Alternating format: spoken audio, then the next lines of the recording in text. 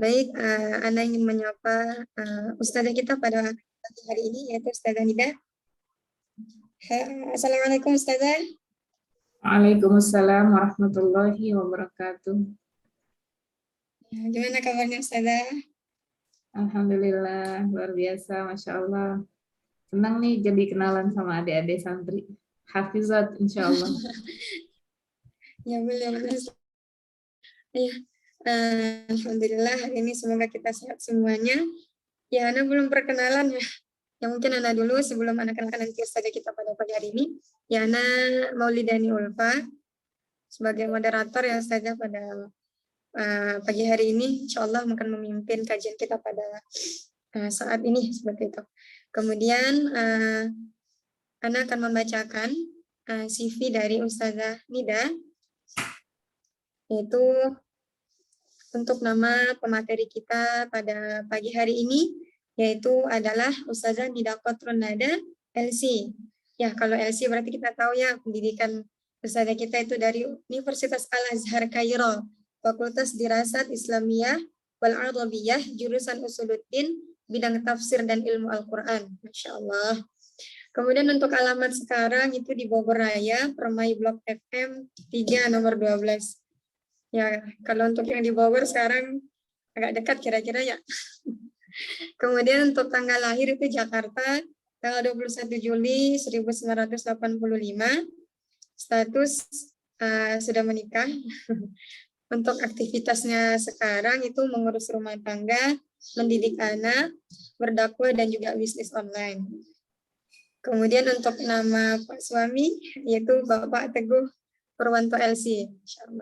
Kemudian pekerjaan karyawan Qatar Charity Indonesia. Jumlah anak ustazahnya ada 4 orang. Untuk moto hidup yaitu Faiza azamta fatawakkal 'alallah. Insyaallah. Ya, mungkin tidak berlama-lama untuk sesi perkenalan kita. Ya, mungkin sebelum kita masuk kajian kita, marilah kita mendengarkan tilawah untuk mengambil hikmah pada pagi hari ini kepada saudari Zahra, dipersilakan.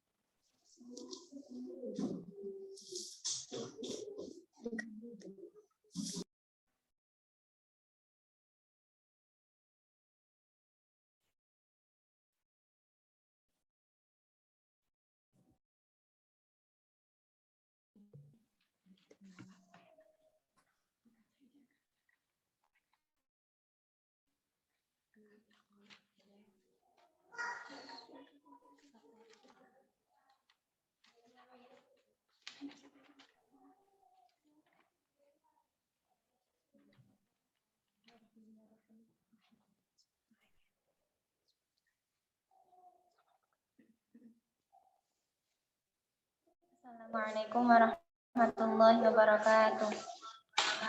Waalaikumsalam warahmatullahi wabarakatuh.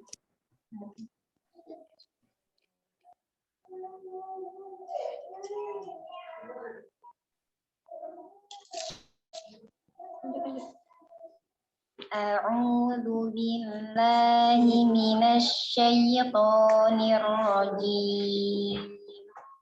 Bismillahirrahmanirrahim.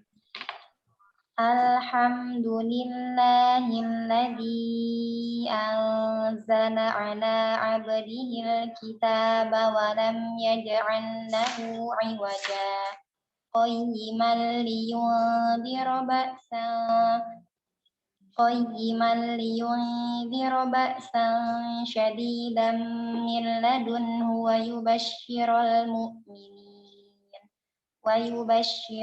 mu'minina alladhina ya'maluna as-solihati anna lahum ajran hasanah makithina fihi abada wa yunziral alladzina qalu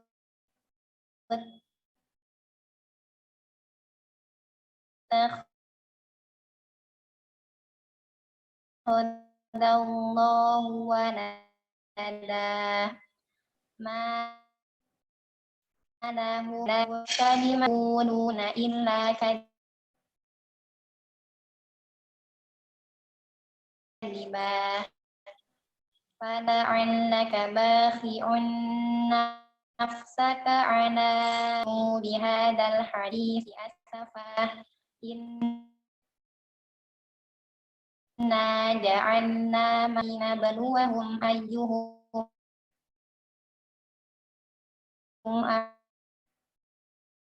أحسن عملا وإنا لجاعل عليها حسب والرقيم كانوا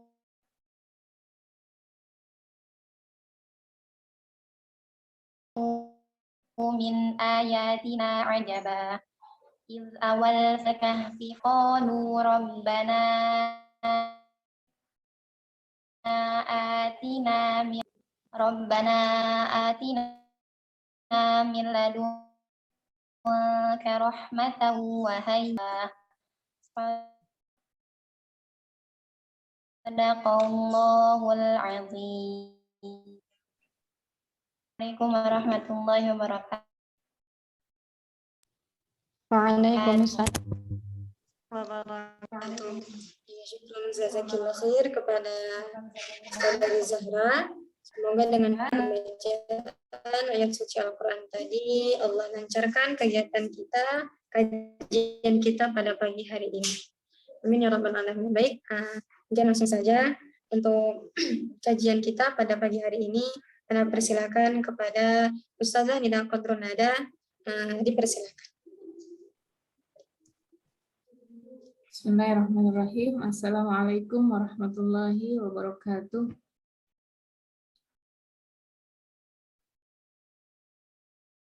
Alhamdulillah, nahmaduhu wa nasta'inuhu wa nastaghfiruh wa na'udzu billahi min syururi anfusina wa min sayyiati a'malina. May yahdihillahu fala mudilla lahu wa may yudlil fala hadiya lahu. Rabbi shrah li sadri wa yassir li amri wa hlul 'uqdatam min lisani yafqahu qawli. Allahumma shalli wa sallim wa barik ala sayyidina Muhammad wa ala alihi wa ashabihi ajma'in. Allahumma inna nas'aluka khairan hadzal yawm wa khaira ma fihi wa na'udzubika min syarri hadzal yawm wa syarri ma fihi bi rahmatika ya arhamar rahimin. Allahumma inna nas'aluka ilman nafi'an wa rizqan halalan thayyiban wa amalan mutaqabbala. Rabbana zidna ilman nafi'an wa warzuqna fahman kamilan. Rabbana atina min ladunka rahmah wa hayyi' lana min amrina rasyada. Masyaallah, ahlan wa sahlan adik-adik semua, adik-adik akhwat ya, alhamdulillah dari Rumah Quran. Ini Rumah Quran Al-Mulk ini di Padang ya, Masya Allah, dan Rumah Quran Sayyidah Khadijah. Alhamdulillah inilah hikmahnya bisa belajar secara virtual, yaitu jangkauannya luas ya, bisa jangkauan jauh. Alhamdulillah diberikan kenikmatan oleh Allah Subhanahu wa Ta'ala untuk bertemu adik-adik sekalian, akhwati fillah, insya Allah hafizat, hamalatul Quran. Barakallahu fikunna. Semoga Allah menjaga kalian dengan Al-Quran.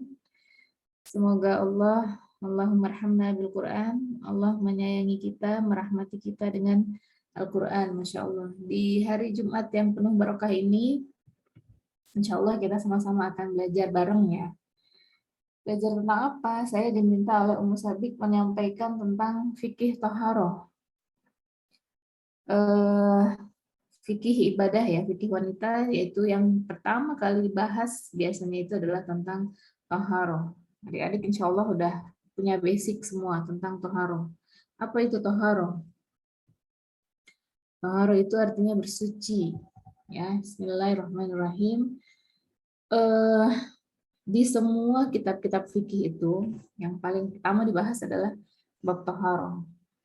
Dari kata taharoh ya tuhuru, taharotan. Artinya bersuci.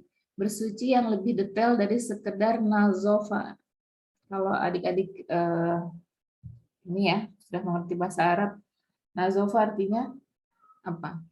Nazofa artinya bersih, nazif. Nazofa, bersih. Kalau taharoh lebih mendalam lagi maknanya ya. Lebih bersih secara lahir dan batin. Itu makna taharoh. yaitu nanti kita bahas secara istilah maknanya apa.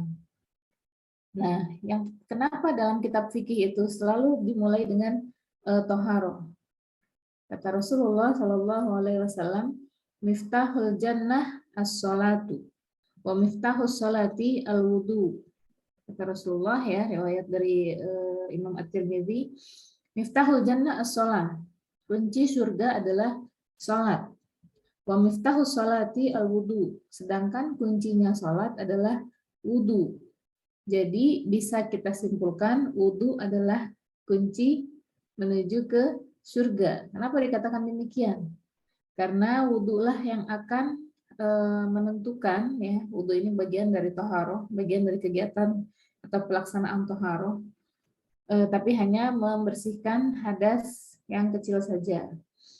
Nah, wudu ini disebutkan miftahul jannah, kunci surga, karena dia menjadi kunci dari diterimanya sholat atau ibadah seseorang. Di hadis lain Rasulullah Shallallahu Alaihi Wasallam bersabda, la salata liman la wudu alahu. Tidak dianggap sholat bagi orang yang tidak berwudu. Masya Allah. Jadi itu ya pentingnya kita mempelajari tentang taharah. Nah, inna awwala ma yuhasabu bihil 'abdu yaumal qiyamah as-shalah. Kata Rasulullah, sesungguhnya awal dari ibadah seorang hamba yang pertama kali dihisab pada hari kiamat itu adalah sholatnya. Nah, syarat sahnya sholat adalah sahnya wudu. Oleh karenanya kita penting sekali untuk mempelajari tentang at-taharah atau tentang bersuci. Doanya gimana kalau habis wudu? Asyhadu an la ilaha illallah wahdahu la syarikalah wa asyhadu anna Muhammadan abduhu wa rasuluh. Allahumma ja'alni minat tawwabina waj'alni minal mutatahhirina waj'alni min ibadika syolihin. Di Al-Quran juga ada ya, innallaha yuhibbut tawwabina wa yuhibbul mutatahhirin. Jadi Allah senang dengan orang yang bertaubat dan juga Allah sayang dengan orang yang mutatahhir. Kalau tadi kata toharah maknanya asal katanya toharo yathur, kalau mutatahhir asal katanya adalah tatoharo ya totoharu totohuron. Artinya orang yang berusaha ingin selalu bisa bersuci. Nah, itu artinya mutatahhir. Orang yang berusaha ya, ada taknya, ada tambahan taknya. Selalu berusaha menjaga dirinya untuk suci dari hadas, baik hadas besar ataupun hadas kecil. Itu tadi maknanya. Nah, kenapa disandingkan al-mutatahhir dengan at-tawwab atau orang yang bertaubat? Rasulullah Shallallahu Alaihi Wasallam dalam riwayatnya hadis dari Imam Muslim, artinya aja ya, ini agak panjang. Jika seorang hamba, seorang muslim atau mukmin melakukan wudu, kemudian dia membasuh wajahnya, maka dosa-dosa yang dilakukan oleh mata akan keluar bersama air yang mengalir hingga tetesan terakhirnya. Jika dia membasuh kedua tangannya, maka dosa-dosa yang dikerjakan oleh tangan akan keluar bersama air yang mengalir hingga tetesan terakhirnya.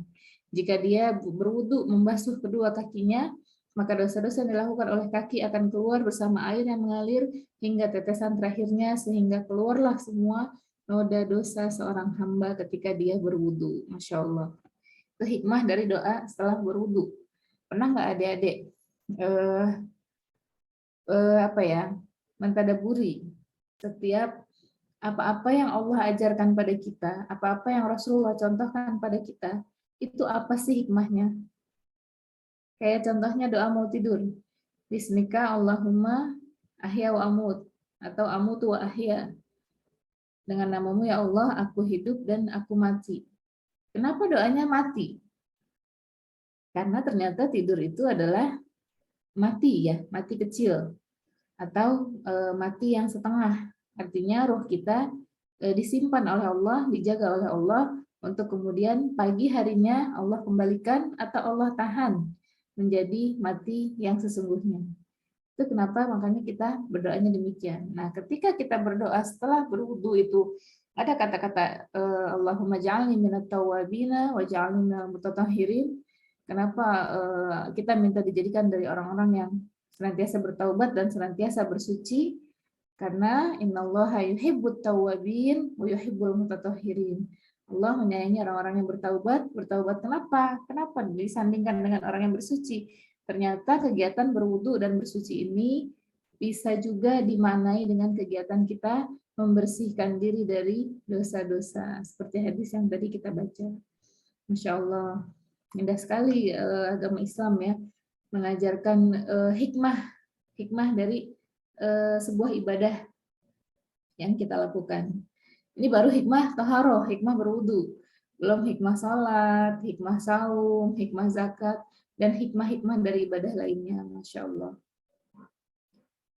Nah, lanjut kita masuk ke makna taharoh. Makna taharoh dalam kitab Fiqhul Islam Wadillatu, taharoh secara bahasa artinya bersuci. Dan taharoh juga bermakna an-nazofah, yaitu membersihkan ya.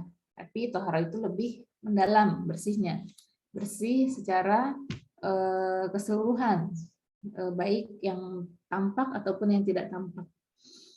Maka taharah secara istilah bisa kita artikan kegiatan bersuci dan membersihkan. Bersuci dari apa? Bersuci dari hadas ya, hadas kecil maupun hadas besar. Taharah dalam istilah para ahli fikih yang terdapat di kitab Kifayatul Akhyar bisa dikatakan sebagai berikut: ibaratun an gusli a'dha'i makhsusatin bisifatin makhsusah. Kegiatan mencuci anggota tubuh tertentu dengan cara tertentu. Pernah nggak adik-adik berpikir, kita kalau batal wudhu, misalnya buang angin, kenapa tempat buang anginnya nggak dibasuh? Yang dibasuh itu anggota wudhu, tangan, wajah, ya, hidung wajib nggak memasukkan istinsyak, memasukkan air dan istinsyar, mengeluarkan air dari hidung, wajib apa sunnah dalam wudhu? Sudah pada lancar istinsyak dan istinsyarnya? Kapan-kapan kalau kita belajar langsung, saya mau mencontohkan ya cara istinsyak dan istinsyar yang benar. Nah, adik-adik penting mulai dari sekarang dibiasakan untuk istinsyak ya, istinsyak dan istinsyar. Ada yang sudah bisa dan sudah terbiasa istinsyak.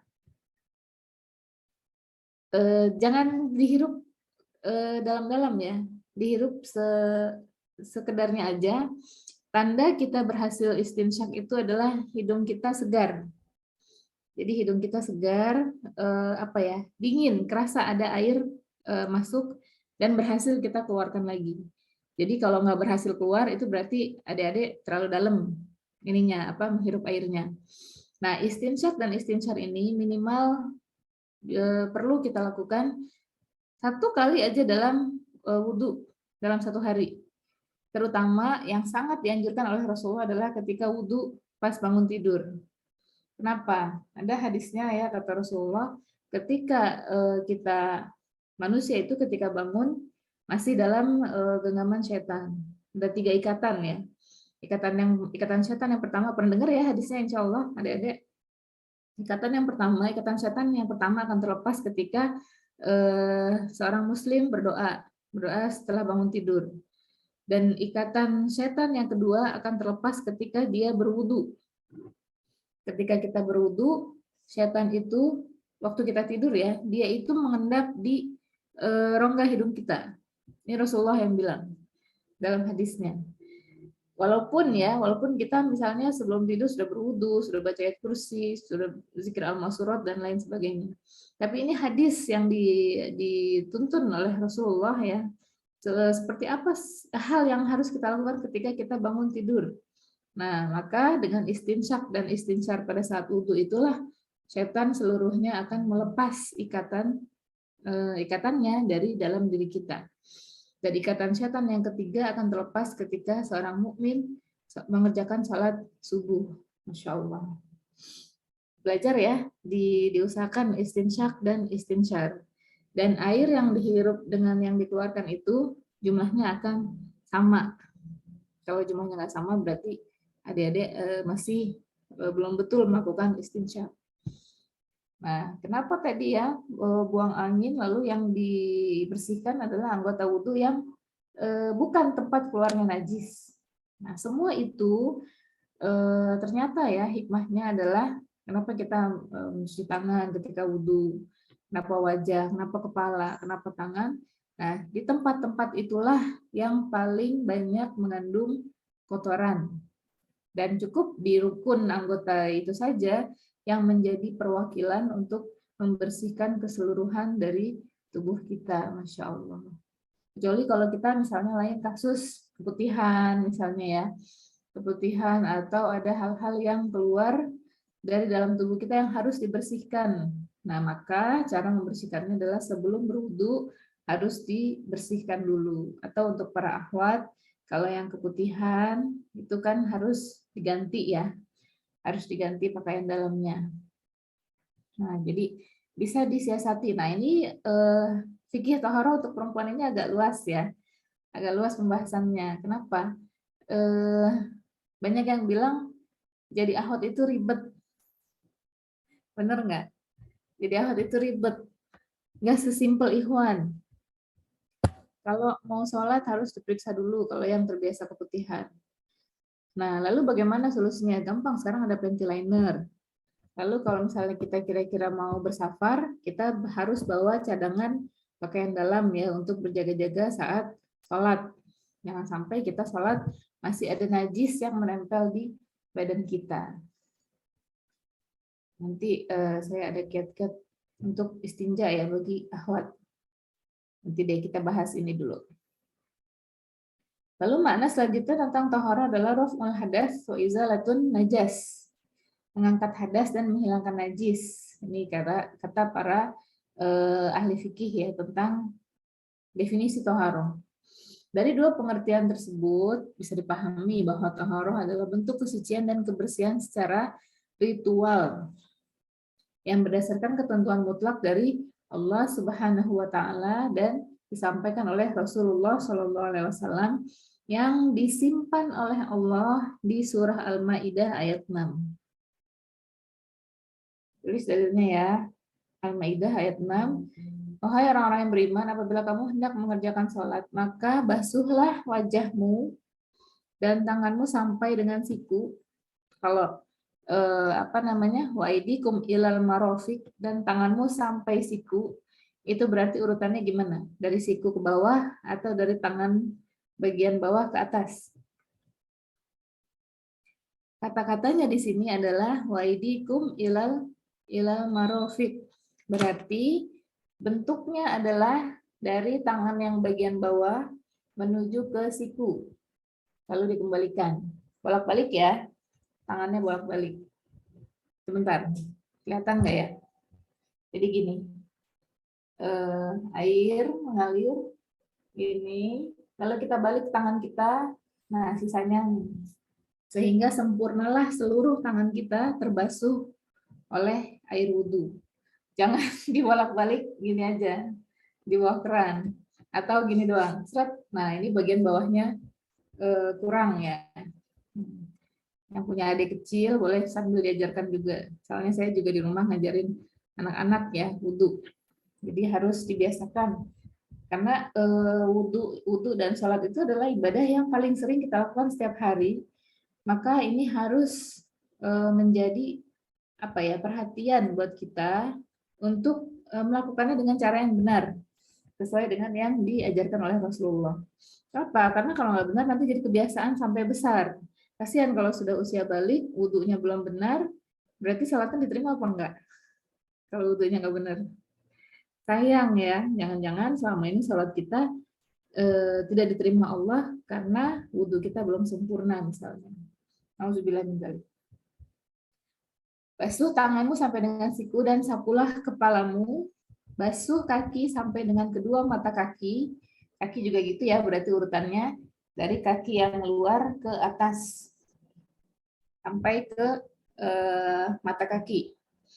Dan jika kamu junub itu masuknya ke hadas besar, maka mandi.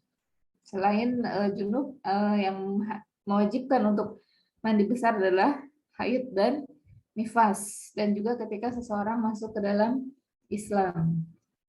maka itu harus mandi besar. Dan jika kamu sakit atau dalam perjalanan, mainkum tumardo au ala safarin, ketika kita sakit atau dalam perjalanan yang sulit untuk mendapatkan air ya, aula mastumun nisa, atau ketika batal ya, sudah menyentuh non mahram, tidak ada air, maka solusinya adalah tayamum. Nanti kita bahas. Bertayamumlah dengan tanah yang baik, dengan tanah yang bersih. Allah menjadikan tanah, menjadikan bumi untuk umat Nabi Muhammad sebagai alat untuk mensucikan diri. Dan Allah tidak menjadikan itu kepada nabi-nabi sebelum umat sebelum Nabi Muhammad. Sapulah wajahmu dengan tanah itu. Allah tidak hendak menyulitkanmu ya. Allah itu Maha Pemurah, Maha Penyayang. Semuanya sudah Allah mudahkan fasilitas untuk kita beribadah. Tapi Dia hendak membersihkan kamu dan menyempurnakan nikmatnya bagimu supaya kamu bersyukur. Masya Allah. Itu Al-Maidah ayat 6. Lalu apa saja alat-alat untuk taharah? Alat untuk taharah yang paling utama adalah air. Di sini ada 4 jenis air. Ternyata air itu ada jenis-jenisnya. Kirain air udah aja ya. Nah, dalam fikih dibahas lebih detail. Yang pertama, jenis air itu adalah air mutlak atau air yang suci dan mensucikan. Jadi sifatnya bersih, suci, dan dapat digunakan untuk mensucikan diri kita ya, baik berwudu ataupun mandi besar. Thahirun li nafsi, mutahhirun li ghairihi, bahasa fikihnya. Apa aja itu? Air hujan, air sumur, air pam ya, air keran, air laut, air sungai, air danau, air dari telaga, embun yang banyak ya yang bisa digunakan untuk bersuci. Dalilnya adalah surah Al-Anfal ayat 11. Al-Anfal ayat 11. Dan Allah menurunkan kepadamu hujan dari langit untuk mensucikan kamu dengan hujan itu dan menghilangkan kamu gangguan-gangguan setan untuk menguatkan hatimu dan memperteguh dengannya telapak kakimu. Al-Anfal ayat 11. Jenis air yang pertama, air mutlak. Lalu jenis air yang selanjutnya adalah air yang suci tapi tidak mensucikan. Apa contohnya? Yang halal kita minum ya, tapi tidak dapat digunakan untuk bersuci. Misalnya air teh, boleh nggak dipakai berwudu? Enggak, lengket. Dan sifatnya tidak dapat mensucikan.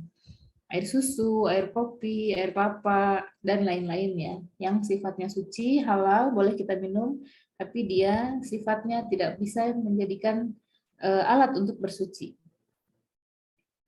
Yang ketiga adalah air musyammas. Musyammas itu dari kata-kata syams, syamsun. Apa syams? Wasyamsi waduhaha, matahari. Air musyammas artinya air yang terjemur matahari, terjemur panas matahari dalam waktu yang lama dalam wadah ya, dalam suatu wadah yang wadahnya itu bukan terbuat dari emas dan perak. Berarti kalau air kepanasan di ember misalnya, dan jumlah airnya itu sedikit, boleh nggak dipakai bersuci? Hukumnya makruh. Kenapa makruh? Karena diragukan dia masih suci atau tidak.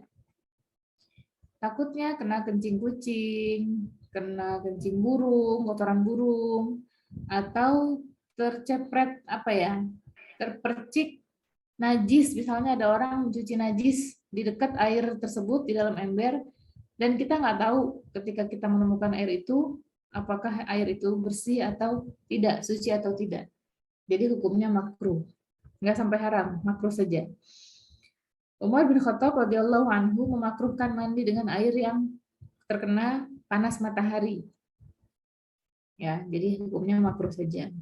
Lalu yang keempat, air mutanajis. Nah, ini sudah jelas, air yang tercampur dengan najis. Air yang terkena najis ini, misalnya ada teman nih, kan kita tinggal di pondok ya, di pesantren ya, bareng-bareng. Nyuci bekas darah haid, lalu bekas darahnya itu masuk ke dalam suatu wadah air ya yang biasanya digunakan untuk berwudu misalnya. Nah, ini kelihatan biasanya dari ciri-cirinya, rasanya, warnanya, dan baunya. Dan air itu jumlahnya kurang dari 2 kullah. 2 kullah itu berapa teman-teman? 2 kullah itu sekitar 270-an liter. Banyak nggak 270 liter? Kira-kira 270 liter itu seapa? Sebak mandi yang besar ya? Atau sekolam renang? Nah, kalau jumlahnya banyak, walaupun dia terpercik najis, maka tidak apa-apa digunakan untuk bersuci jika tidak menemukan sumber air yang lain. Jadi itu ya, syaratnya untuk air mutanajis adalah airnya harus di atas 2 kullah atau sekitar 270-an liter. Itu alat wudhu yang pertama. Alat wudhu yang kedua adalah debu atau tanah ringan ya. Bukan tanah yang habis kena hujan terus becek-becek itu, bukan. Tanah yang ringan, yang debu. Sifatnya dia menempel di dinding, atau ketika kita safar misalnya dia nempel di kaca atau di dinding mobil atau di jok mobil ya. Di kereta, di pesawat juga sama. Ketika kita mau tayamum itu bukan berarti kita bawa tanah, nyimpen tanah di plastik untuk tayamum, bukan. Tapi debu yang menempel di sekitar kita, nah itu bisa digunakan untuk bersuci yang namanya tayamum. Debu ini dapat digunakan ketika tidak dapat menggunakan air ya, disebabkan karena sakit atau sedang dalam safar. Dalilnya adalah surah An-Nisa ayat 43. Wa in kuntum marda aw ala safarin aw jaa ahadun minkum minal gha'id aw lamastumun nisa falam tajidu ma'a fatayammamu sa'idan thayyiban famsahu biwujuhikum wa aydikum innallaha kana afuwan ghafura. Jadi kalau tayamum, kalau wudhu itu sempurna, anggota wudhunya itu lebih banyak ya. Kalau tayamum hanya diwakili dengan tangan dan wajah saja. Tangan pun para ulama berbeda pendapat. Ada yang cukup sampai pergelangan tangan, ada yang mengatakan sampai siku seperti berwudhu. Kalau saya ambil yang mana? Kalau saya ambil yang cukup sampai telapak tangan saja. Namanya juga tayamum, itu kan sifatnya menggantikan dan mewakilkan wudhu. Nah, jadi tidak perlu sampai ke siku. Dan juga dikhawatirkan ketika kita bertayamum sampai siku itu kita takut ada penumpang lain yang bukan mahram dalam safar kita melihat aurat kita. Jadi lebih lebih beresiko untuk para akhwat. Tapi itu pilihan, masing-masing ada dalilnya, masing-masing ulama punya dalilnya. Ketika kita sakit atau sedang musafir atau datang dari tempat buang air dan kita telah tersentuh oleh perempuan atau yang bukan mahram ya, kalau kita menyentuh ikhwan yang bukan mahram, batal wudunya, lalu kita tidak mendapatkan air, maka bertayamumlah kamu dengan tanah yang baik atau tanah yang suci, usaplah wajah dan tangan, sesungguhnya Allah maaf lagi maha pengampun. Ya, jadi ini adalah bentuk rukhsah, bentuk keringanan dari Allah. Lalu kenapa dipilihnya debu atau tanah? Kata Rasulullah, ju'ilat turbatu halana tuhuron. Dan Allah menjadikan debunya untuk kami sebagai alat untuk bersuci. Hadis riwayat Muslim. Lalu kapan dibolehkannya tayamum? Ketika kita tidak mendapatkan air, misalnya kita lagi camping di gunung, kita mencari sumber air, mata air atau sungai, itu sampai misalnya sudah mepet waktu zuhurnya mau habis. Waktu zuhur mau habis, sekarang kan asar jam 3:30 ya. Misalnya itu udah jam 3, tapi belum ada tanda-tanda kita menemukan mata air atau sungai di gunung tersebut. Maka karena waktu sholatnya sudah mepet mau habis, jika kita teruskan pencarian sumber air akan menyebabkan kita tertinggal waktu sholat, maka disitulah kita sudah boleh melakukan tayamum. Itu ya teman-teman syaratnya. Benar-benar tidak menemukan air. Ada sih air, tapi air minum. Air minum kalau dipakai untuk berwudu, apalagi yang camping rombongan misalnya, airnya cuma punya segalon, sedangkan itu persiapan selama camping. Dipakai berwudu, habis nggak airnya? Kalau air dipakai berwudu, bisa minum nggak? Tidak bisa minum. Membahayakan nyawa nggak? Membahayakan nyawa. Maka Islam lebih menjaga nyawa seorang muslim ya, daripada menjaga hal-hal lain yang masih bisa mendapatkan rukhsah dari Allah Subhanahu wa taala, Masya Allah. Jadi boleh tayamum. Meskipun air itu air minum ya. Jangan digunakan untuk berwudu. Nah, yang kedua, bolehnya tayamum ketika kita ada kekhawatiran menggunakan air. Contohnya sakit. Sakit yang luka bakar atau sakit demam tinggi yang kalau kena air itu jadi makin menggigil ya. Nah, itu boleh bertayamum. Nah, banyak kasus yang misalnya pada bertanya, gimana kalau misalnya kita sakit, terus kita di akhir-akhir waktu selesai haid, kita belum sanggup untuk mandi. Lalu gimana? Apakah mandinya ditunda sampai kita sehat? Berarti berapa hari sebenarnya udah selesai suci haid, tapi masih meliburkan diri untuk ibadah gitu ya. Nah, jangan sampai seperti itu. Jadi ketika kita sakit, tidak mampu menggunakan air, lalu ternyata kita sudah selesai haid, maka bisa diwakilkan dengan tayamum juga. Jadi nggak perlu mandi besar. Kalau memungkinkan, bersihkan farji kita, kemaluan kita dari sisa-sisa haid, lalu berwudu jika masih mungkin ya. Tapi kalau kondisinya parah, sakitnya tidak bisa kena air, maka boleh diwakilkan dengan tayamum dulu. Nanti begitu sudah membaik sakitnya, silahkan mandi dengan air hangat ya, yang bisa tetap menjaga si pasien ini nggak terlalu kedinginan seperti itu. Jadi tayamum juga bisa menggantikan atau mewakili mandi besar pada saat-saat darurat. Secara lebih lengkap sebab yang dimaksud adalah tidak ada air, sudah tadi ya, jika memiliki luka atau penyakit yang jika menggunakan air itu akan mengkhawatirkan sakitnya, atau ketika udara sangat dingin. Yang dulu saya di Mesir kalau lagi musim dingin itu malam itu bisa -5, -6. Tapi kita tetap wudu sih, soalnya kan ada kompor ya, bisa masak air. Jadi kalau malam itu wudunya masak air dulu. Kalau rumah mahasiswa itu nggak ada pemanas air. Kalau rumah-rumah yang bagus itu ada pemanas air. Jadi ketika wudu airnya sudah otomatis hangat. Kalau musim dingin itu ya. Kalau pagi sih ya dikuat-kuatin aja. Siang, sore itu tetap pakai air dingin. Walaupun dinginnya Masya Allah. Nah, lalu kondisi yang selanjutnya tadi ya, jika air diperlukan untuk minum dan khawatir kehausan, itu boleh kita melakukan tayamum. Tayamum dalilnya ada di surat An-Nisa ayat 43 tadi ya, falam tajidu ma'a fatayammamu sa'idan thayyiban.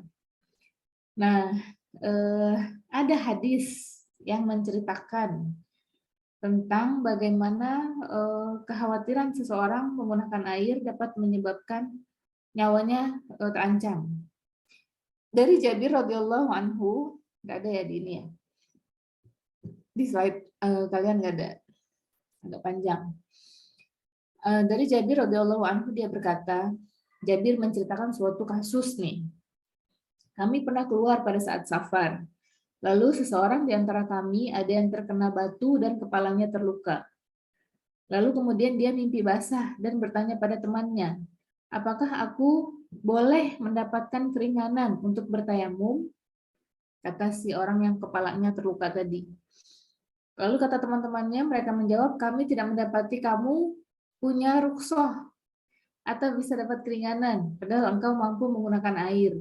Mungkin di mata teman-temannya belum parah kondisinya, padahal dia kepalanya sedang terluka kena batu ya. Nah, karena dijawab demikian sama teman-temannya, lalu dia mandi junub karena dia habis mimpi basah. Setelah dia mandi junub, ternyata dia meninggal dunia. Kenapa? karena kepalanya sedang terluka. Mungkin ada pendarahan atau gimana ya yang menyebabkan ketika dia terkena air ternyata bertambah parah sakitnya. Ketika tiba dan menghadap Nabi SAW, kami menceritakan kejadian orang yang mati tadi. Beliau lantas bersabda, mereka telah membunuhnya. Semoga Allah membalas mereka. Hendaklah mereka bertanya jika tidak punya ilmu, karena obat dari kebodohan adalah bertanya. Cukup baginya bertayamum dan mengusap bagian lukanya. Hadis riwayat Abu Dawud nomor 336. Jadi harus berhati-hati. Ketika kita sudah tahu ilmunya, maka kita harus memahami betul kondisi kita. Apakah kita masih sanggup berwudu menggunakan air, atau ternyata kita adalah termasuk golongan yang sudah mendapatkan rukhsah, keringanan ya, untuk boleh bertayamum. Itu tadi contoh kasus pada zaman Rasulullah. Sampai sini adik-adik paham ya? Kita lanjut ke cara-cara toharoh. Cara-cara toharoh, cara toharoh menurut pembagian najisnya. Bisa slide-nya Kak diganti. Yang pertama, najis yang ringan atau najis mukhaffafah. Najis mukhaffafah ini adalah najis yang ringan. Berasal dari kencing bayi laki-laki yang belum makan apapun. Jadi bayi yang masih ASI 6 bulan. Belum makan makanan tambahan, atau dia tidak minum susu botol. Jadi murni dari ASI ibunya ya. Kalau dari susu botol itu najisnya bukan mukhaffafah, tapi mutawassithah. Cara membersihkan najis dari bayi laki-laki ini cukup dengan memercikkan air ke bagian yang terkena najis. Jadi kalau bangku adik bayi lalu pipis kena baju kita, nah itu dipercikan saja di bekas ompolnya. Kenapa bayi laki-laki? Kalau bayi perempuan nggak mukhaffafah. Bayi perempuan masuknya ke mutawassithah. Kenapa beda? Karena ternyata secara biologis ya, pas diteliti, perjalanan urin di anatomi tubuh anak perempuan dengan anak laki-laki itu berbeda. Di anatomi pada bayi perempuan itu lebih rumit perjalanan urinnya, melewati banyak, dan kita tuh punya rahim, ya segala macam lah. Saya kurang paham ininya ya. Yang jelas itu intinya. Anatomi tubuh laki-laki itu lebih simpel. Sehingga najisnya ketika masih bayi, najis bayi laki-laki, pipis bayi laki-laki masuk kategori ke najis yang mukhaffafah. Dan iri ya, mohon maaf. Ini untuk bayi yang laki-laki. Lalu selanjutnya najis yang mutawassit, najis yang sedang. Termasuk di dalamnya adalah air pipis kita semua, yang sedikit tentunya ya, kalau yang banyak ya harus ganti. Lalu darah haid, cara membersihkannya adalah menyiram, membasuh, mencuci dengan air sampai najis tersebut hilang. Hilang, benar-benar hilang. Kita adik-adik semua udah balik, udah paham ya cara membersihkan underwear yang kena haid. Misalnya nembus, lagi haid misalnya nembus. Itu ternyata lebih cepat bersih mencuci pakaian dalam dengan sabun mandi ya, daripada dengan deterjen kalau terkena darah. Apalagi yang misalnya terkena darahnya udah berjam-jam dan kita baru sadar, wah kena gitu nembus. Nah itu langsung segera dicuci, jangan ditunda. Kalau ditunda nanti nyucinya akan makin sulit. Ketika makin sulit, lalu darah itu nggak hilang warnanya, nah itu diragukan hukumnya ya untuk dipakai kembali ketika dia sudah kering. Apalagi ketika kita pakai underwear yang bekas darahnya itu masih ada, kita sudah dalam keadaan selesai dari haid atau dalam keadaan suci. Karena di situ masih kelihatan bekas darahnya. Kalau bisa ya, jangan dipakai lagi kalau ada darah yang nempel yang susah hilang. Nah, saya mau memberikan tips nih adik-adik. Tadi tips untuk mencuci darah haid ya. Lalu tips ketika kita beristinja. Apa itu istinja? Bersuci dari pipis ya, dari pipis dan dari BAB. Perempuan kan anatomi tubuhnya beda dengan laki-laki. ketika dia BAK atau BAB, BAK terutama ya, itu akan akan beresiko air pipisnya itu menyebar ke tubuh yang lain. Misalnya pipis jongkok atau pipis duduk itu akan memungkinkan air pipis kita itu terpercik atau nyepret ke bagian paha.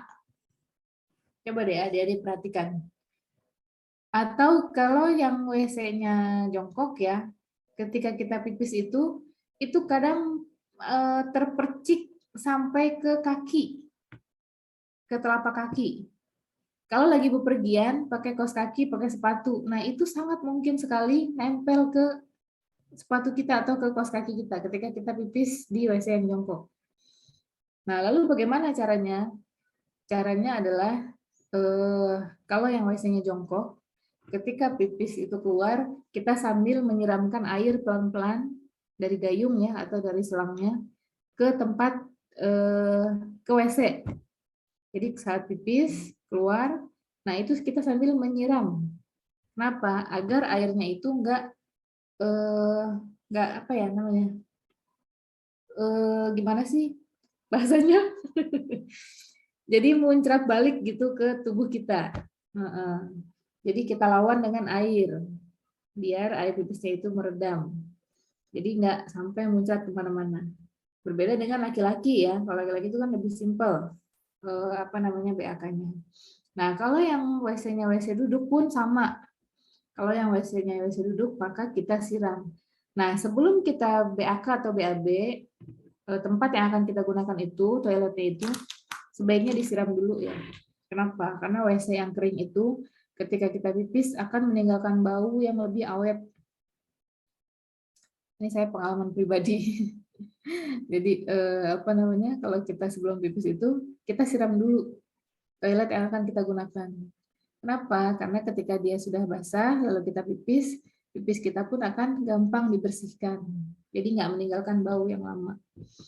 Nah, setelah pipis, setelah BAK, tunggu sekitar 5 atau 10 detik biar seluruh sisa-sisa urinnya benar-benar keluar. Atau kalau perlu kita berdehem. Karena kalau kita batuk atau berdehem kan suka ada keluar sisa seperti sisa pipis ya, yang itu dapat membatalkan wudhu kita. Apalagi kalau udah mulai sholat. Pas sholat batuk, kayak ada keluar. Nah, itu membatalkan sholat. Makanya tipsnya adalah ketika kita selesai pipis, tunggu sekitar 5-10 detik lalu kita berdehem aja, berdehem sendiri. Untuk apa? Untuk menyelesaikan sisa-sisa urin yang masih ada di dalam. Lalu kita bersuci, kalau yang menggunakan selang ya benar-benar dirasa sampai bersih. Jangan di area itunya aja ya, tapi di area agak luas lagi. Jadi di areanya yang agak lebih luas lagi.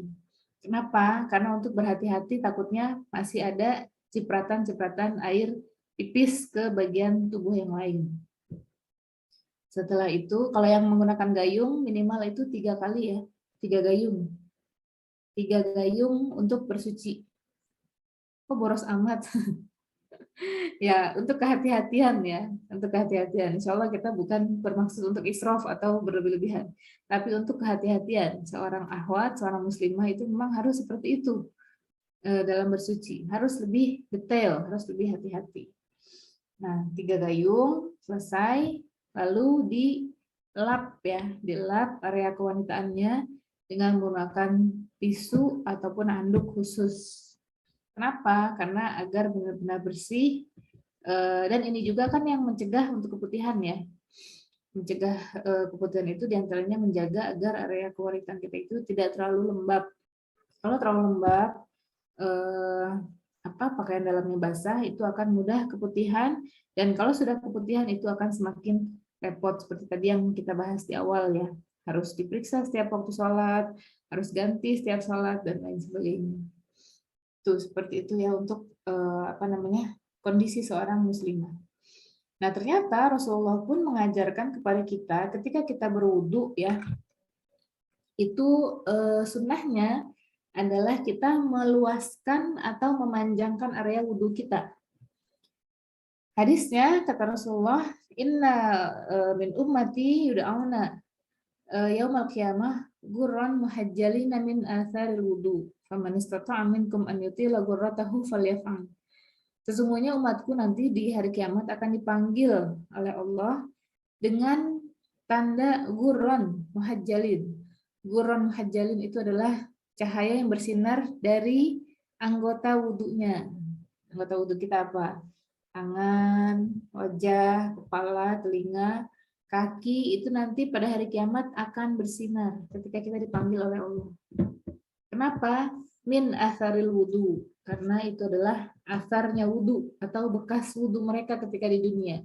Itu akan menjadi saksi ya, anggota tubuh kita akan menjadi saksi bahwa kita adalah orang-orang yang selalu berwudu dan menjaga wudu kita. Nah, kata Rasulullah, siapa yang mampu memanjangkan gurohnya, maka lakukanlah. Memanjangkan gurohnya artinya gimana? Kalau tadi kata Rasulullah tuntunannya adalah wudu sampai siku, maka boleh kita lebihkan sedikit. Boleh kita lebihkan sedikit. Nggak usah berlebihan sampai ke atas, nggak usah nanti basah semua ya. Jadi dilebihkan sedikit. Kenapa? Agar nanti cahaya yang memancar dari tubuh kita itu akan banyak, akan lebih luas. Kaki, ketika kita membasuh kaki sampai kedua mata kaki, itu boleh dilebihkan ke atas sedikit, sampai di bawah betis. Kenapa? Biar nanti cahayanya makin banyak yang bersinar dari diri kita. Masya Allah. Itu ya, sunnah yang diajarkan oleh Rasulullah. Gurun muhajjalin, cahaya yang bersinar dari anggota wudhu kita. Yang selanjutnya najis yang berat ya. Yang terakhir nih, najis mughallazah. Udah ma'ruf ya, ini najis yang berasal dari air liur anjing dan babi. Insya Allah nggak ada ya yang memelihara anjing. Repot. Kenapa? Kalau kena air liurnya membersihkannya dengan tanah ya. 7 kali itu salah satunya adalah dengan tanah. Kenapa tanah? Apakah deterjen nggak cukup? Tuntunannya dari Rasulullah adalah tanah. Kenapa? Karena sifat tanah tadi sudah kita bahas hadisnya. Sifatnya tanah adalah mensucikan. Dulu teman saya ada yang kuliah di Jepang, dia kerja sambil kuliah ya, part time itu di restoran Jepang. Jepang kan ya termasuk pengkonsumsi daging itu ya, daging babi. Jadi setiap dia selesai kerja, teman saya padahal cuma kerjanya nyuci piring doang, bukan chefnya, bukan. Tapi karena alat-alat masaknya semuanya pakai ya campuran daging itu ya. Jadi setiap pulang kerja dia nyuci tangannya, mencuci tangannya dan ganti baju semuanya. Ya dengan kayak gini, dengan membersihkannya pakai tanah salah satunya. Jadi udah cuci.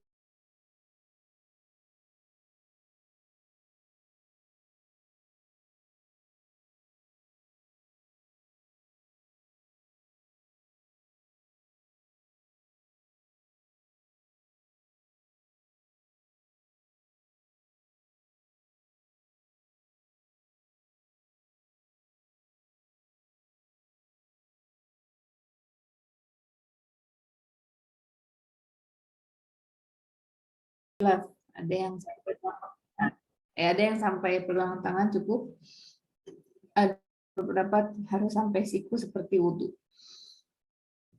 Nah, tayamum ini tadi belum dibahas ya, belum disinggung. Hanya berlaku untuk 1 kali sholat wajib saja.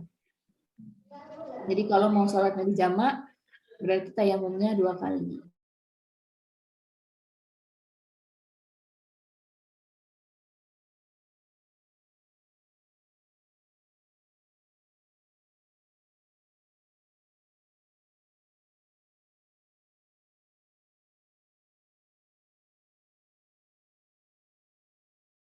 Dan Abbas berdasarkan riwayat Nabi yang menyebutkan hendaklah bertayamum tiap-tiap sholat, 1 tayamum untuk 1 kali sholat walaupun dia belum berhadas ataupun belum.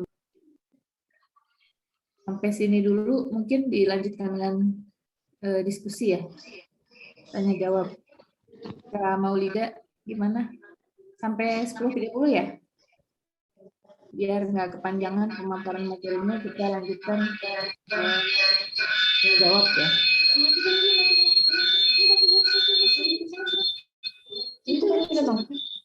Gimana adik-adik sudah paham semua?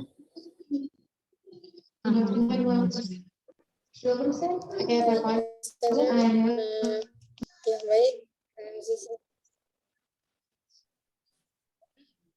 Ya Umi. Ya baik. Syukran jazakallah khair kepada Ustazah Nida yang telah memaparkan tentang pembahasan kita hari ini, yaitu tentang taharah, yaitu tentang bersuci. Jadi mungkin ada yang sedikit ya yang dapat anak coba sampaikan sekali lagi, merangkum dari yang disampaikan Ustazah Nida tadi. Yang pertama itu ada tentang taharah. Taharah itu artinya bersuci baik secara lahir maupun batin. Itu bersifat mutlak. Yang ini memang sudah ditentukan oleh Allah Subhanahu wa taala, seperti itu yang sudah Allah turunkan dalam Quran surah Al-Maidah ayat 6 tadi. Kemudian ada juga menyinggung tentang nazafah, yaitu bersih. Namun lebih kepada khususnya taharah ini lebih luas lagi, yaitu bersih secara lahir dan batin, seperti itu. Kemudian tadi kita sudah mendengarkan bahwasanya taharah itu ada pembagiannya ya, ada beberapa, yaitu yang pertama tentang kita bersuci, yaitu berwudu dari beberapa najis, ada najis ringan, sedang, kemudian najis berat. Kemudian ada juga keringanan, yaitu kita menggunakan tayamum atau debu ketika kita bepergian ataupun kita tidak mendapatkan air sama sekali, seperti itu untuk melaksanakan sholat. Ya mungkin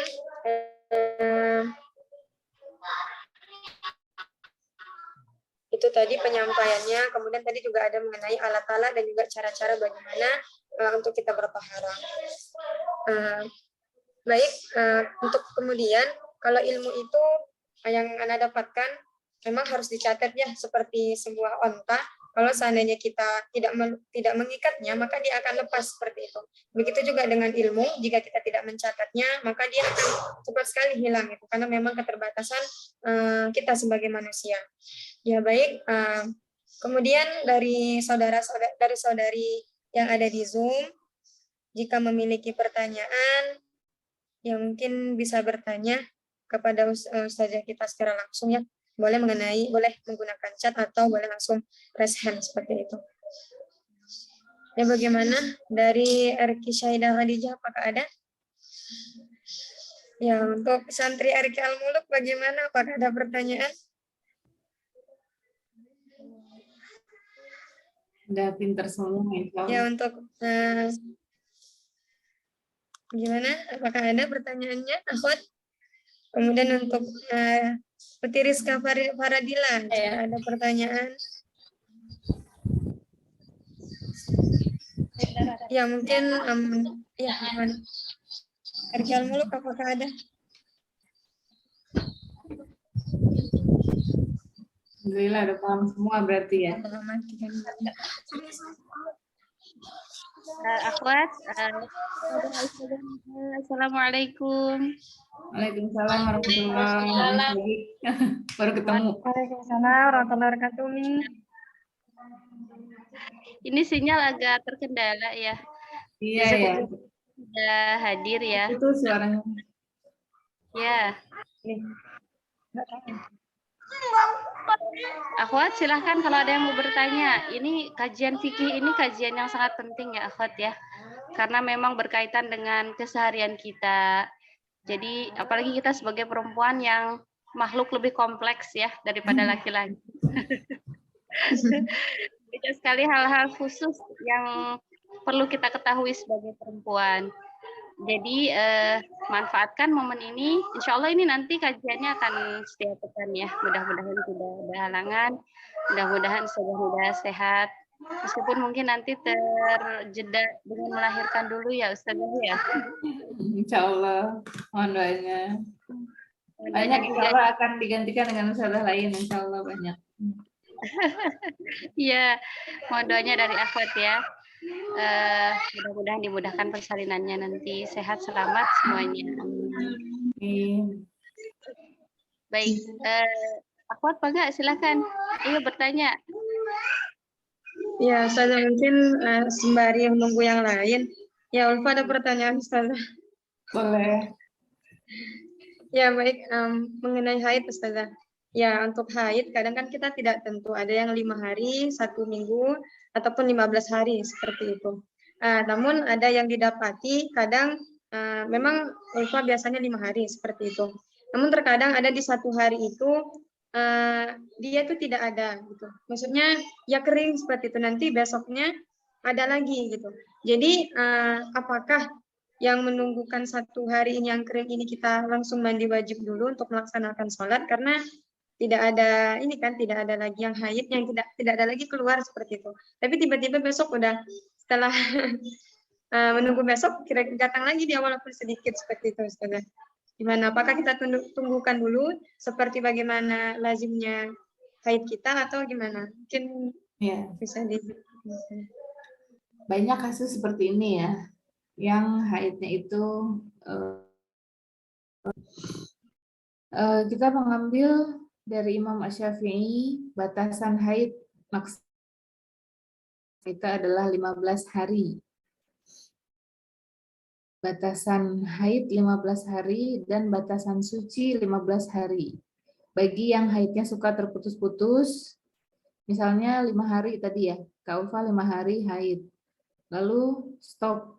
Misalnya dalam hari yang dia sudah tidak ada darahnya ini, misalnya dia toharoh, lalu ternyata dia besoknya keluar lagi, besoknya keluar lagi, besoknya keluar lagi. Nah, 5 hari tadi dijumlahkan dengan hari ketika keluarnya haid yang selanjutnya, haid yang berikutnya, dihitung hari ke-6, hari ke-7, hari ke-8, sampai hari ke-15, selama dia sucinya belum keluar dari 15 hari. Kalau Kak Ulfah setelah toharoh ternyata masa sucinya sudah sampai 15 hari, lalu tiba-tiba datang lagi darah ya, yang kayaknya darah itu belum waktunya haid, tapi pas dihitung masa sucinya sudah 15 hari, maka darah ini sudah masuk ke periode bulan berikutnya. Nah, ada tipsnya biar kita nggak nggak mengalami hal yang seperti tadi Kak Ulfah alami ya. Jadi ketika kita melihat darah sudah nggak ada di pakaian dalam kita, itu jangan langsung terburu-buru menyimpulkan kita sudah wajib toharoh. Atau kita menyimpulkan haid kita sudah selesai. Tapi yang harus kita lakukan adalah memeriksa atau mengecek apakah darah itu sudah benar-benar berhenti atau belum. Caranya gimana? Ambil kapas kering ya. Kapas atau tisu kering, bukan tisu basah ya, yang kering, dicolek ke bagian area kewanitaan kita. Dicolek seperti cebok, tapi afwan ya, agak ke dalam sedikit. Nanti baru akan ketahuan. Kalau kapasnya bersih, putih, tanpa ada coretan, tanpa ada bercak apapun, maka di situ kita sudah wajib mandi. Adapun besoknya dia keluar lagi, ya itu sudah takdir, berarti kita lanjutkan haid yang lalu, haid yang kemarin berarti melanjutkan karena baru sehari bersihnya. Tapi kalau ternyata di kapas itu masih ada bercak coklat ya atau kuning, pokoknya kapasnya jadi berwarna lah, nggak putih ya. Nah berarti itu haidnya belum selesai. Ini pernah disampaikan oleh Aisyah ya, Aisyah apa Ummu Salamah ya, saya lupa. Hadisnya dari istri Rasulullah, Aisyah kalau nggak salah. Ada seorang muslimah bertanya kepada Aisyah perihal haidnya yang seperti itu. Wahai Ummul Mukminin, saya ragu kondisi saya apakah ini sudah jatuh suci ataukah saya masih haid. Kata Aisyah, ambil selembar kapas. Kalau Aisyah itu menganjurkan pakai mist apa ya, seperti parfum atau minyak untuk membersihkan area kewanitaan. Nah, itu dicolek bagian kewanitaannya, nah, lalu dilihat apakah kapas itu berwarna atau tidak. Nah, ternyata kapas dari seorang muslimah tadi masih ada coretan sedikit berwarna coklat kekuningan. Dibawalah kapas itu ke hadapan Rasulullah, kata Rasulullah, tunggulah sampai kapas itu tidak berwarna. Artinya kalau kapas itu tidak berwarna berarti yang keluar hanya cairan bening dan itu menandakan berakhirnya masa haid kita. Jangan terburu-buru kata Rasulullah. Karena kalau kita terburu-buru khawatir kita sholat ternyata kita masih berhadas atau masih haid. Nah, tips selanjutnya adalah minum jamu kunyit asam. Jadi jamu kunyit asam itu ya, adik-adik, itu cepat membersihkan darah haid. Dan juga manfaat lainnya adalah dia bisa mencegah, apa sih namanya kalau sakit haid tuh, kalau lagi nyeri haid namanya apa? Dysmenorrhea ya? Atau bahasa Sundanya semilangan. Bahasa Sunda apa bahasa apa sih? Nyeri haid. Nah, itu bisa diatasi dengan kunyit asam. Dan kunyit itu dia sifatnya membersihkan ya, antioksidan dan membersihkan rahim. Jadi ketika haid itu dianjurkan minum kunyit asam. Kenapa? Biar tuntas darah haidnya. Jadi biar nggak kejadian seperti tadi. Sudah toharoh, sudah suci, ternyata besoknya ada lagi. Nah, itu juga bisa dari aktivitas atau kecapean ya, atau pikiran. Misalnya adik-adik nih kan sambil hafalin, sambil ujian, pikiran, jadi darah haidnya nggak menentu seperti itu. Nah, itu bisa dikondisikan dengan banyak minum air putih dan konsumsi jamu kunyit asam. Dan kalau misalnya darah itu sudah tidak ada di pembalut atau di underwear, itu harus dicolek dengan kapas. Untuk apa? Untuk memastikan agar kita betul-betul yakin. Jadi harus kapasnya itu benar-benar putih. Kalau saya itu 8 hari. Kalau bersih benar-benar kapasnya putih itu, kalau saya 8 hari. Hari Senin ketemu Senin, Selasa ketemu Selasa. Nah, kalau saya begitu ininya apa ritmenya. Dan umumnya sih orang Asia ya, Indonesia itu sekitar 7 sampai 8 hari jumlah haidnya. Allah alam bisawab. Jelas ya, Kak Ulfa? Ya, insya Allah jelas Umi. Ustazah. Ya baik, mungkin tadi sudah jelas ya yang disampaikan oleh Ustazah Nida. Mungkin ada yang sama juga mengalaminya. Semoga bisa menjadi salah satu ini ya, apa namanya, pelajaran yang bisa kita terapkan nantinya, menambah pengetahuan kita untuk keseharian kita. Karena memang waktu hari ini tadi seperti disampaikan Umi Sabit, memang cukup ini kita yang menjadi muslimah, memang inilah setiap bulannya yang menjadi rutinitas kita seperti itu. Baik akhwat, kira-kira apakah ada lagi pertanyaan? Ada 8 menit, 9 menit lagi insyaallah. Ada nih santri RQ Amuk. Untuk Utina, Assalamualaikum Ustazah. Waalaikumsalam warahmatullahi. Aku Nana mau nanya, itu kan kalau kita sebelum tidur itu kan dianjurkan untuk berwudu. Apakah itu sama dengan kita yang lagi haid atau tidak? Dan kedua itu, kalau misalkan kita kan ada program hafalan, jadi kalau kita ingin murojaah, apakah itu juga masih dianjurkan untuk berwudu sedangkan kita lagi haid? Syukran Ustazah. Ya, jadi wudunya orang haid memang dia tidak fungsinya ya, tidak mengangkat hadasnya karena dia sedang berhadas. Tapi insya Allah dia tetap dapat pahala wudunya. Ya, kata Rasulullah, seseorang muslim, muslimah, mukmin, mukminah yang terbiasa melakukan suatu ibadah lalu dia ditimpa sakit atau safar dan dia tidak bisa melakukan ibadah tersebut, maka pahala baginya karena rutin melakukan ibadah tersebut tetap dicatat pahalanya. Nah, dalam hal ini wanita haid dikategorikan masuk kepada penyakit atau orang yang kondisinya sedang sakit. Nah, jadi sebelum tidur kita tetap berwudu, nggak apa-apa. Niatnya apa? Niat agar Allah menjaga kita dari godaan syaitan. Kan wudu sebenarnya fungsinya mengangkat hadas ya, lirafil hadas, mengangkat hadas. Tapi karena kita sedang berhadas yaitu haid, maka wudunya kita niatkan dan insya Allah akan mendapatkan pahala sebagai pahala wudu, pahala menjaga diri dari kesucian ya, pahala toharoh. Dan insya Allah niat kita untuk meminta perlindungan kepada Allah dari godaan syaitan, insya Allah Allah catat. Insya Allah Allah tetap terima wudhu kita, walaupun kita dalam kondisi haid. Begitupun ketika kita murojaah, ya, akhwati yang terbiasa sehari-harinya mempelajari Al-Quran, jika sedang haid, diusahakan menggunakan mushaf yang terjemah atau mushaf yang tafsir, bukan Al-Quran yang full mushaf tulisan ayat ya, tapi diusahakan pakai mushaf yang terjemah ketika haid. Kenapa? Karena setiap hari kita berinteraksi dengan Al-Quran, dan ulama itu kan berbeda pendapat tentang hukum wanita haid membaca Al-Quran. Ada yang mengatakan betul-betul nggak boleh, hukumnya sama seperti orang junub. Ada yang masih membolehkan kalau itu untuk murojaah, ya, bukan untuk tilawah. Kalau tilawah kan kita meminta pahala, nah itu tidak boleh kalau dalam keadaan haid. Kalau yang adik-adik semua ini kan setiap hari murojaah, menghafal. Nah, sebaiknya ketika haid itu diperbanyak murojaahnya saja. Jangan dulu menghafal, ya. Dan menggunakan mushaf yang terjemah. Seperti itu. Sudah jelas, Kak?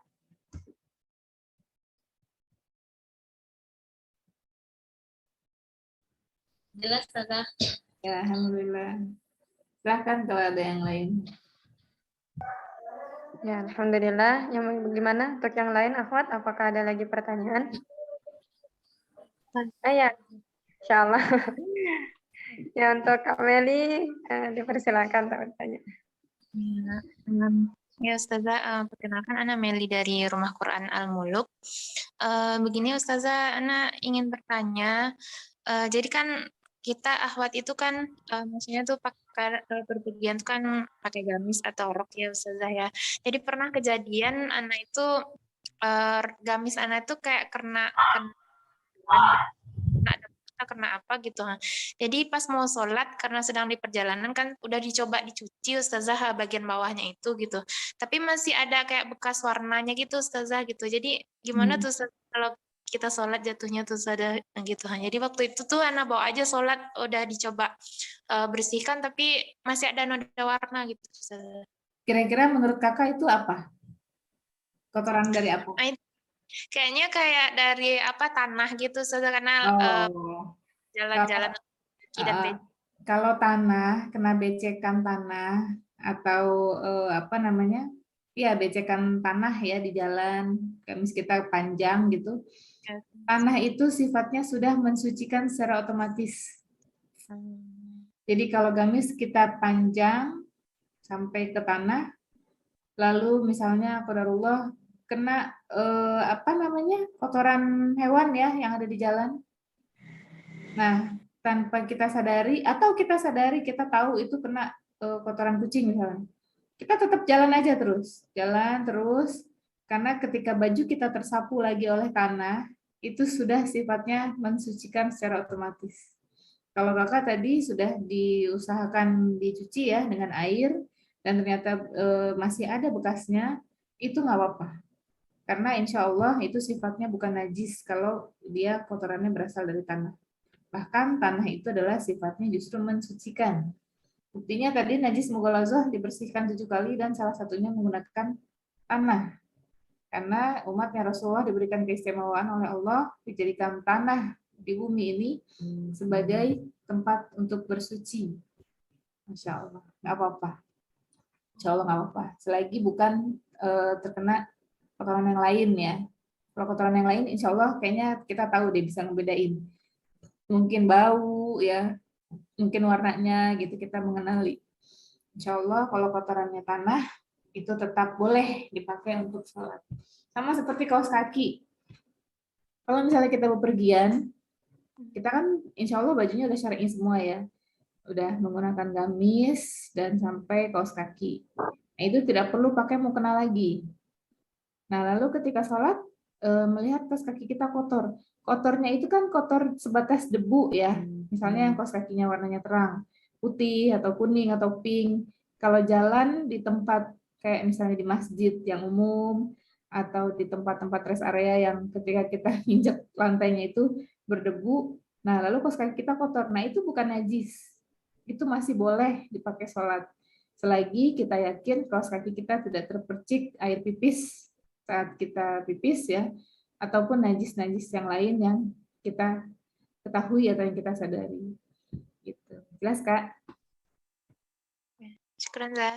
Ya, Puan. Masih ada 2 menit ya, Kak? Sampai 10.30. Silahkan.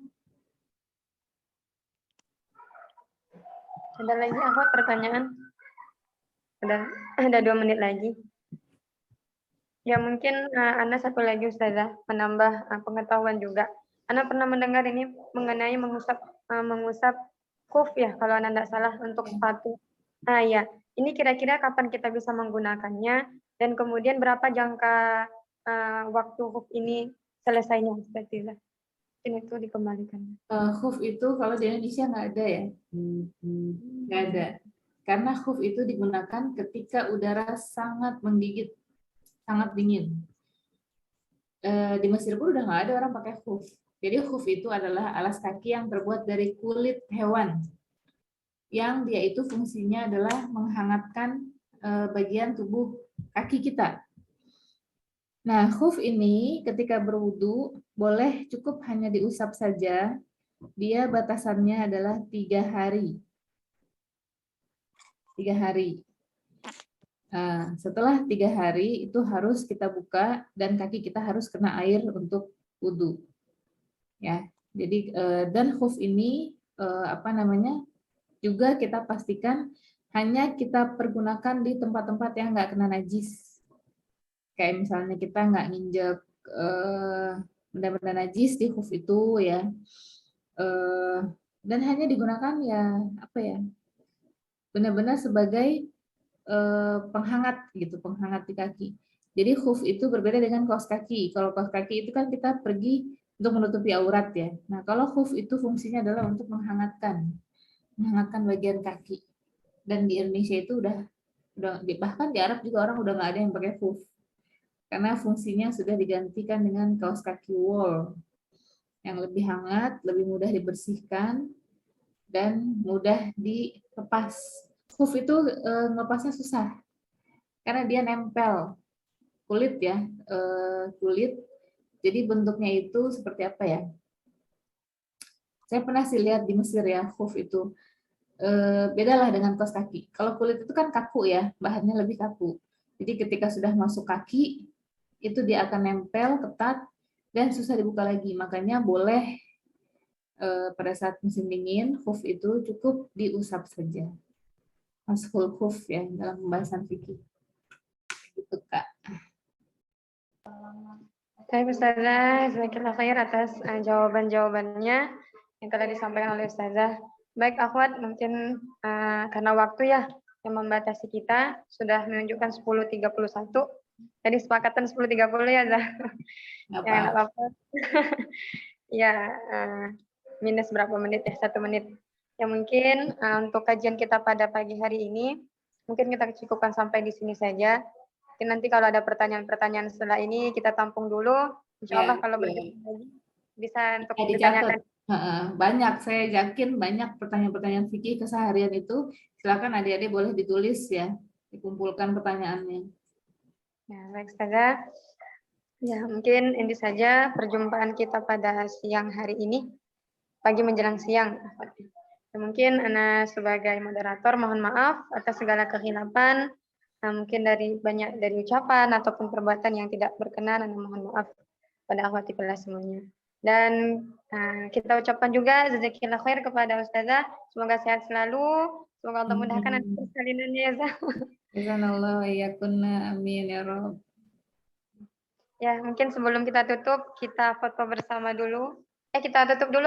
Ya, astagfirullah. Kita tutup dulu sebelum nanti kita keluar ya. Baik, sama-sama kita ucapkan hamdalah. Alhamdulillahirabbil alamin. Kita sempurnakan dengan doa kafaratul majelis. Subhanakallahumma wa bihamdika asyhadu an la ilaha illa anta astaghfiruka wa atubu ilaik. Dan akhiri dengan assalamualaikum warahmatullahi wabarakatuh. Waalaikumsalam warahmatullahi wabarakatuh. Barakallahu Allah khairan Ustazah Nida. Ya, wasabi koyaki. Dulu, Umi. Ya boleh Pak. Kak bisa pin dari sini. Ya Kak yang pakai laptop, walaupun pakai HP. Ya. Cuma Kak sama Adinda sama Herviana bisa aktifin apanya dulu nggak kameranya biar kelihatan pas dipoto gitu. Ya Rizka juga dibuka aja Rizka. Rizka ini dari rumah Quran kita. Insya Ya, Allah. Rame ya ternyata ya. Iya, alhamdulillah Ustazah. Ini satu akun rame-rame ya. Heeh. Di Ya, ya. kampus katanya. Bisa di kampus sih. Oh, lagi di kampus. Oke. Ini yang satu lagi yang Rumah Quran Al-Muluk ini Ana yang buka, cuman nggak bisa aktifin videonya. Afwan Ustazah. Ya, nggak Jadi apa-apa. di HP sama di laptop. Oke, dan hitungan ketiga siap semua ya, di screen apanya? 1, 2, 3, senyum. Oke, bentar, simpan dulu.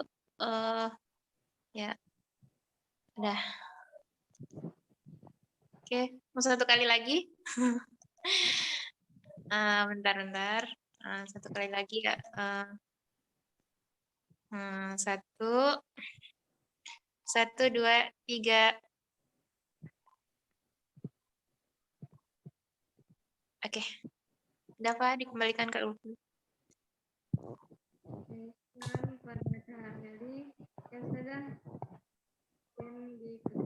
Jika ingin meninggalkan Zoom, jazakallah khair Zah. Jazakallah wa iyyakunna jami'an. Assalamualaikum.